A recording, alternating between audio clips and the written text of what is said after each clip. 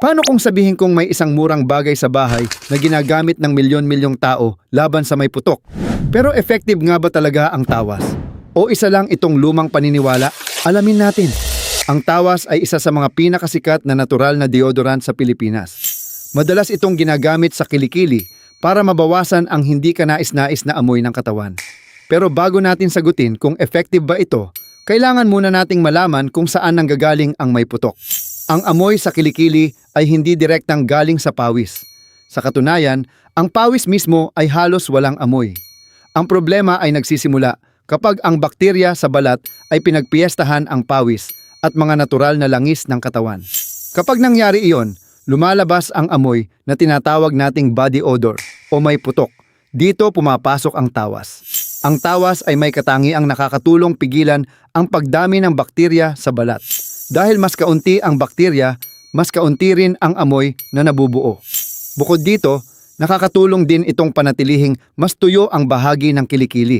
Kaya ang sagot ay oo. Sa maraming tao ay effective ang tawas laban sa body odor. Pero may mahalagang bagay na dapat tandaan. Hindi lahat ng may putok ay pare-pareho ang sanhi.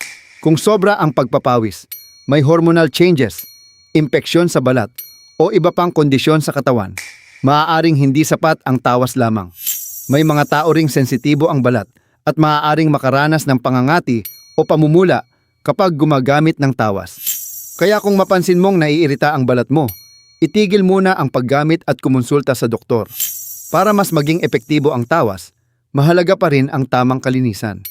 Regular na pagligo, pagsusuot ng malinis na damit, at pagpapanatiling tuyo ang kilikili ay malaking tulong para mabawasan ang body odor. At tandaan, ang pagkakaroon ng body odor ay normal na bahagi ng buhay ng maraming tao. Hindi ito dahilan para mawalan ng kumpiyansa sa sarili. Mas mahalaga ang tamang pag-aalaga sa katawan at pagpapanatili ng mabuting kalinisan. Ngayon, alam mo na, ang tawas ay maaaring makatulong laban sa may putok dahil pinipigilan nito ang bakterya na sanhi ng amoy. Pero hindi ito magic solusyon para sa lahat ng kaso. Tandaan, ang tunay na kumpiyansa ay hindi lang nakabase sa itsura o amoy ng katawan. Nanggagaling ito sa pag-aalaga mo sa sarili at sa respeto mo sa iyong kalusugan.